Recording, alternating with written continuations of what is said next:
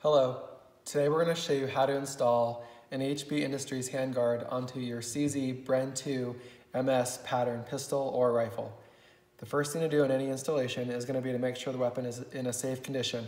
So let's go ahead and check the mag well, check the chamber, run the bolt a few times, and then we'll release the hammer, put the weapon back into safe, and go ahead and leave it on the table. We're gonna, real quick, go over the HB Industries handguard. So when you get it, you're gonna have a set of installation instructions and the handguard itself.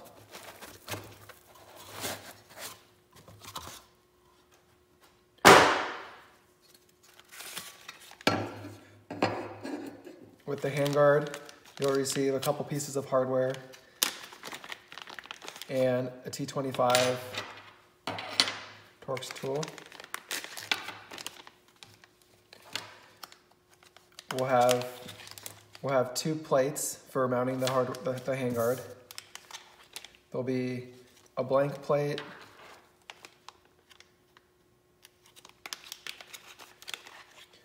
and a quick disconnect plate, along with the 4 mating screws that go with it, and again the T25 tool. So there is going to be one other option, regardless of the length of handguard. We do manufacture another version, and the only difference here is going to be the mounting, the 30-degree offset face mounting option. So in any length of handguard, one variant that we'll offer will be a direct light mount. The two holes are 21.5 millimeters, and they are compatible with the Surefire M300 and M600 style lights, kind of like this, or the Streamlight Pro Tac rail mount lights. Again, light bodies like this with 21.5 millimeter spacing. What it does is it allows you to mount the light body directly to the handguard itself without any intermediate plates or adapters.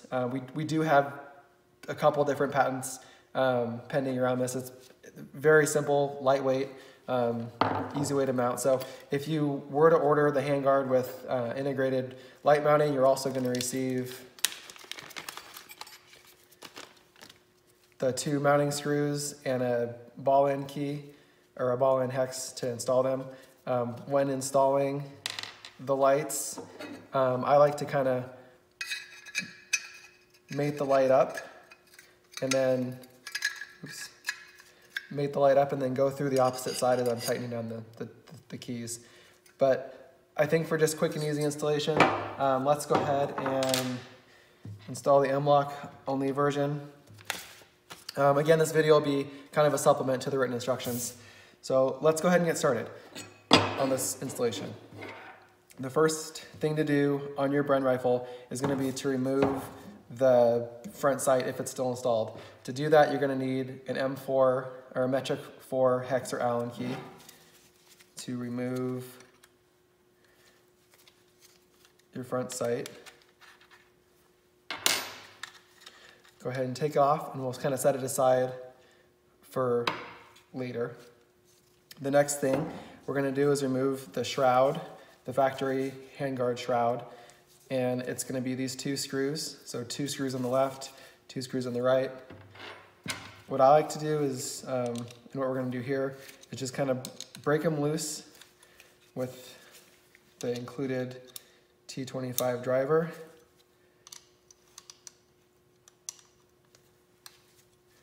And then I'm going to cheat and use an electric driver.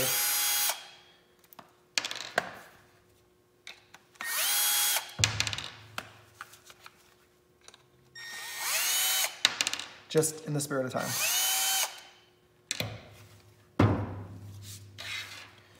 So let's take these 4 flathead screws and we'll set them aside. They will not be reused. To remove the factory handguard, we're going to push forward and up as we take it off. So let's go forward and up. and you can remove the factory handguard shroud. Let's go ahead and set this. You can kind of see the difference that we're going to have here. Let's go ahead and set this aside. Will not be reused. The next thing to do is going to be to remove our mounting plates. So that's these, it'll be these 3 T25 screws for the mounting plate on both the left and the right side of the rifle. Let's do the same thing. So kind of break them loose by hand.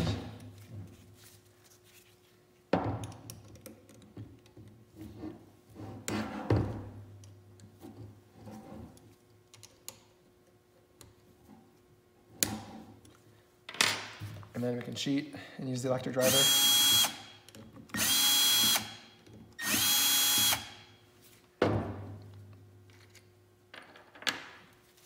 Do the opposite side.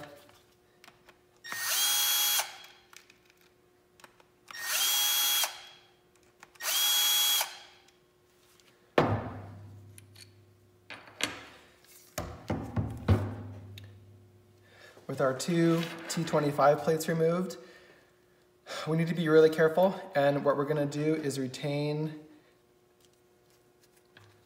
the blue washers, the blue lock washers that come with the factory hardware. So there'll be 6 of them total, 1, 2, 3, 4, 5, 6, 3 in each plate. Let's go ahead, set the plates aside.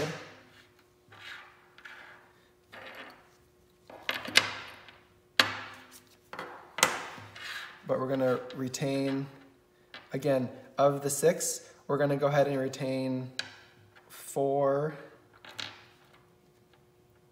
of these blue lock washers.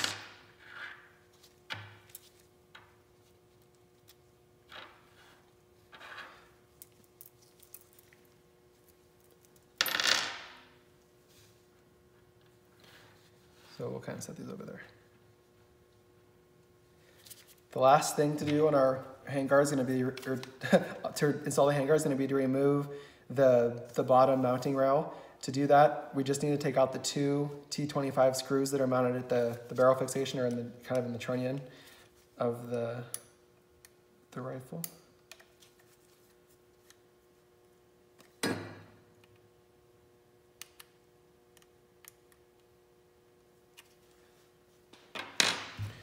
then kind of cheat here.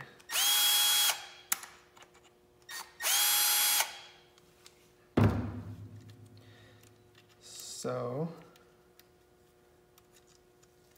with the 2 flathead screws removed, we can set the hardware aside, and we're going to take off the mounting plate by just simply pushing it forward or down the barrel, and it will fall out. Set it aside.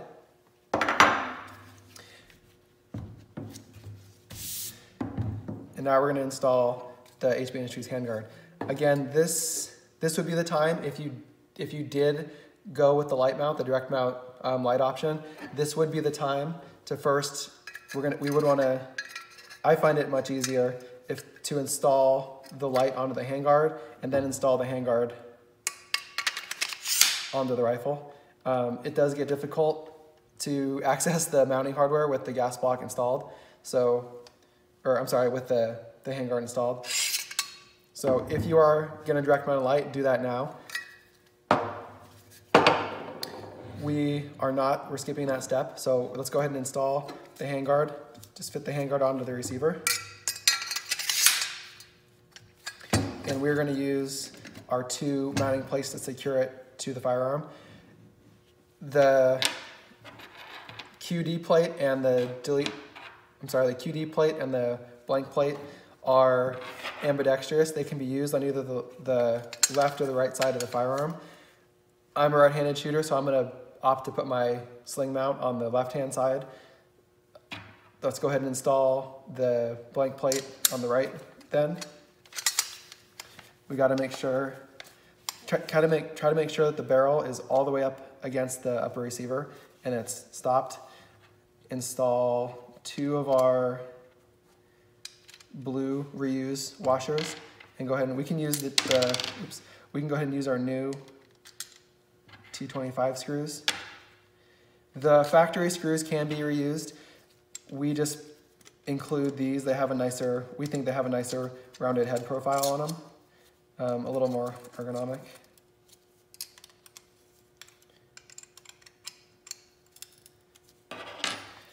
And then on the back side, we'll go ahead and install our quick disconnect plate. The plates themselves are available separately from HB Industries. So if you did choose to run sling mounts, if you wanted to run 2 quick disconnects or 2 flat plates, that would be an option. Just reach out to us and let us know that.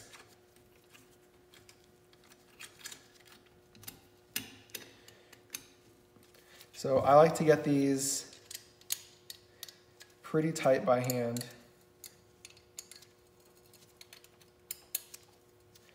So again, kind of go hand tight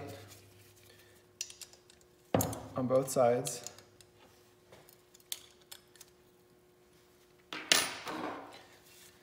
And then we're gonna set our torque wrench to 10 Newton meters or about 90 inch-pounds, depending, maybe your wrench reads both or maybe it's a metric or a standard, but 10 Newton meters is our torque spec for these.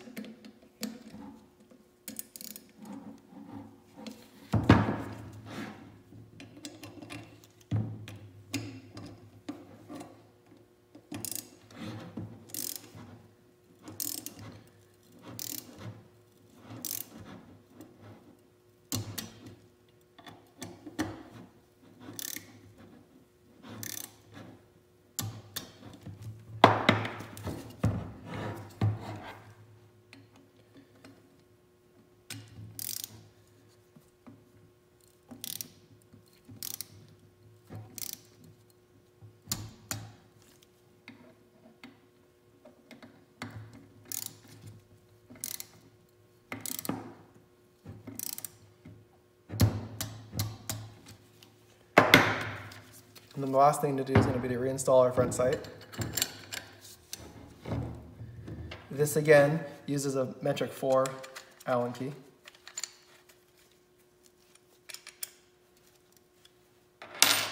And now with the front sight reinstalled, we are ready to go shoot. Thank you very much for watching. If you have any questions or need any other additional information, please just reach out to us and let us know. Thank you.